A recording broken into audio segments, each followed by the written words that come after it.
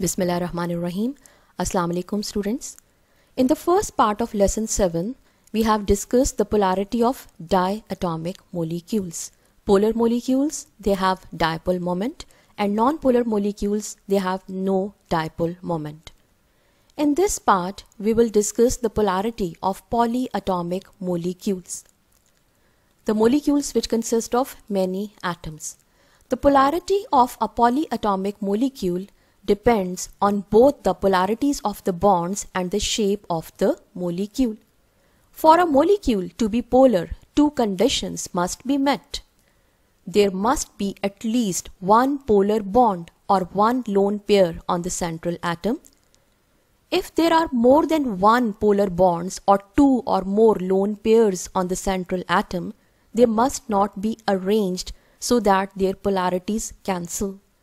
Because if the bond dipoles or bond polarities cancelled, then the molecule will be non-polar.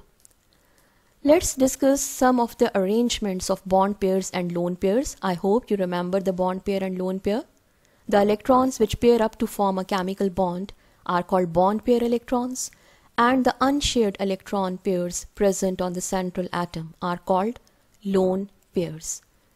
In the first figure, this is the central atom, and these four are the bonded atoms, and there are four bond pairs. They are arranged in a tetrahedral manner.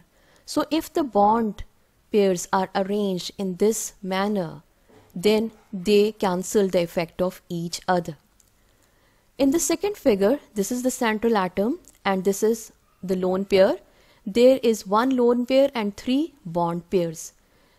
As there is no other lone pair to cancel the effect of this lone pair, that's why the molecule is polar. In this case, this is the central atom and these two are the lone pairs and these two are the bonded atoms. The lone pairs, they are not exactly opposed one another. That's why the molecule is polar. In this case, this is the central atom. These two are the bonded atoms and there are two bond pairs. The bond pairs, they are arranged in a linear manner. If the bond pairs are arranged in this manner, then they exactly oppose one another. So, they cancel the effect of each other and the molecule is non-polar. In this figure, these four are bonded atoms and these two are lone pairs. The lone pairs, they exactly oppose one another. So, they cancel the effect of each other and the molecule will be non-polar.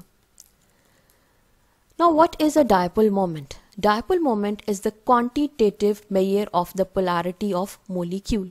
As I already told you, the polarity of HCl is 1.08 D. So, this is the quantitative polarity of HCl molecule. Dipole moment is defined as the product of charge Q and the distance D between the charges. Its formula is mu is equal to Q into D.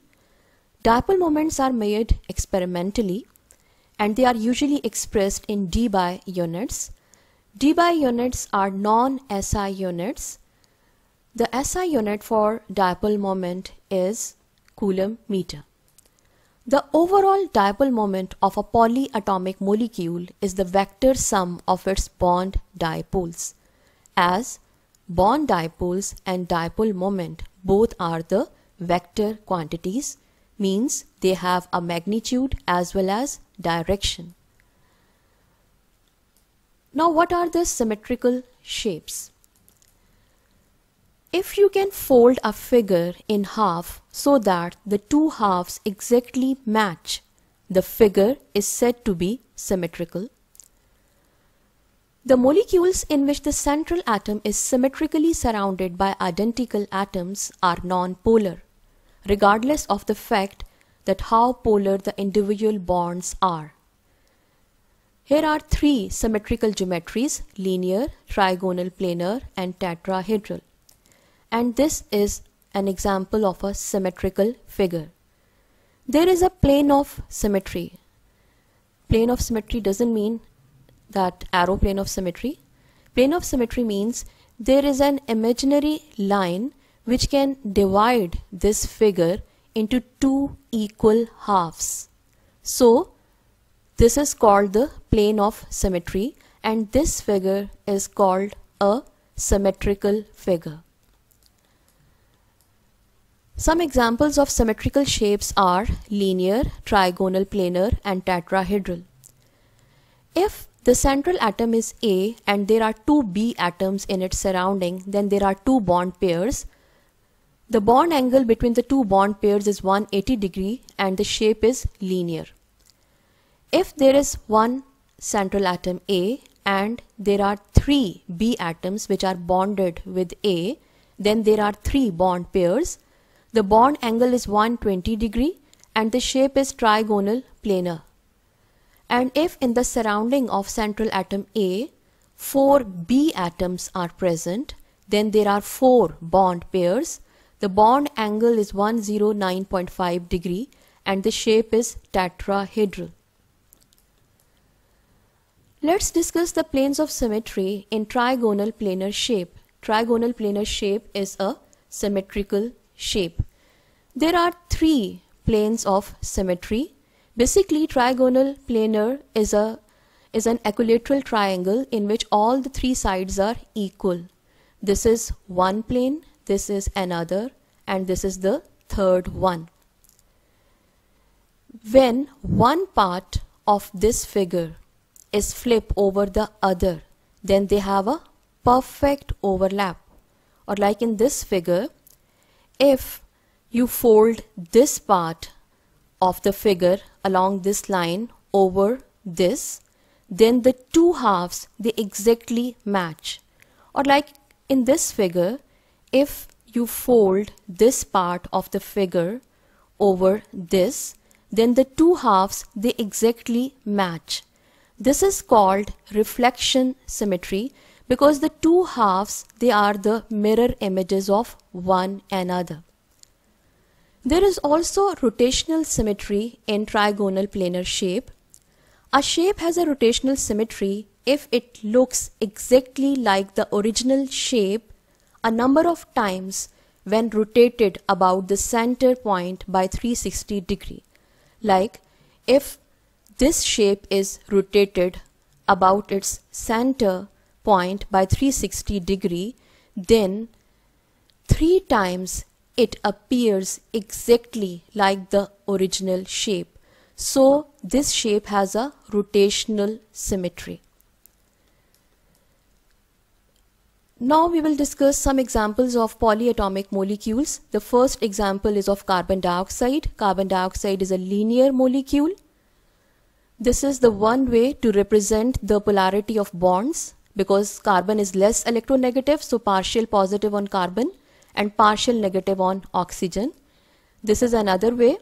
The crossed base arrow, the head of the arrow is towards more electronegative atom and the crossed base is towards the less electronegative atom. In case of carbon dioxide, both the bonds are polar and there are two bond dipoles. They are equal in magnitude because both the bonds are carbon-oxygen bonds. But the two bond dipoles, they exactly oppose one another and the shape of carbon dioxide molecule is linear. So there is no net dipole moment, or you can say that dipole moment of carbon dioxide is 0. So it is a non-polar molecule. The next example is of boron trifluoride. Boron is less electronegative, so partial positive on boron. Fluorine is more electronegative, so partial negative on fluorine. The head of the crossed base arrow is towards fluorine and its base is towards the less electronegative boron. This is a trigonal planar molecule, and in this trigonal planar molecule there are 3 bond dipoles.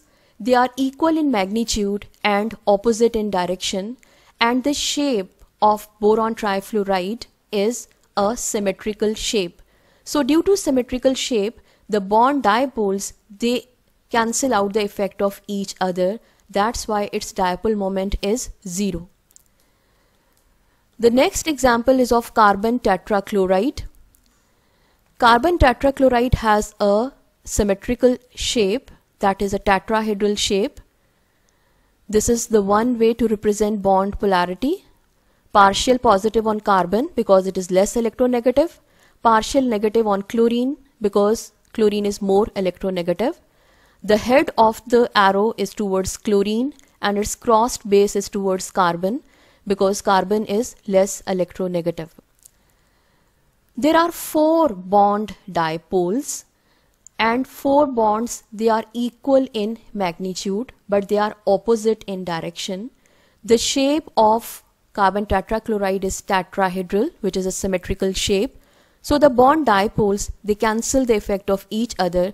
That's why carbon tetrachloride is a non-polar molecule and its dipole moment is 0. The next example is of ammonia. Ammonia molecule has a pyramidal shape, trigonal pyramidal shape, because in the shape we does not include the lone pair. There is one lone pair on nitrogen and there are 3 bond pairs. The partial negative charge on nitrogen because it is more electronegative, partial positive on hydrogen because it is less electronegative. The other way to represent the bond polarity is the head of the arrow is towards more electronegative nitrogen and crossed base is towards less electronegative hydrogen. The bonds are polar and the molecule is also polar because its shape is non-symmetrical, trigonal pyramidal. So the bond dipoles, they do not cancel the effect of each other and there is one lone pair, so there is no other lone pair to cancel its effect. That's why the molecule is polar. Now the next example is of water. Water is also a polar molecule and its shape is bent or angular or V-shaped. There are 2 lone pairs on oxygen and there are 2 bond pairs. Partial negative on oxygen because it is more electronegative, partial positive on hydrogen because less electronegative. Head of the crossed base arrow is towards oxygen and its crossed base is towards hydrogen because hydrogen is less electronegative. There are 2 bond pairs and 2 lone pairs. The lone pairs are arranged in a way that they do not cancel the effect of each other because the shape of water is non-symmetrical, V or bent shape. So the bond dipoles, they do not cancel the effect of each other. So there is a resultant dipole because the bond dipoles, they are added. The dipole moment of water is 1.84 D. So it is a polar molecule. The next example is of chloromethane. Chloromethane has 3 carbon hydrogen bonds and 1 carbon chlorine bond. Partial negative on chlorine because it is more electronegative and partial positive on carbon and hydrogens because they are less electronegative. In this bond, the head of the arrow is towards more electronegative chlorine and its crossed base is towards carbon. And in this bond, the head of the arrow is towards carbon and its crossed base is towards hydrogen. It is a polar molecule because all the 4 bonds, they are not of the same magnitude. There is one carbon chlorine bond which is more polar than carbon hydrogen bond. That's why the bond dipoles, they do not cancel and the molecule is polar. The dipole moment of chloromethane is 1.94 D. So it is very much clear that the molecule will be non-polar only if it is surrounded by same type of atoms and when its shape is symmetrical. Now this is the time for test yourself. First question is, you have to arrange the sets in order of their increasing polarities.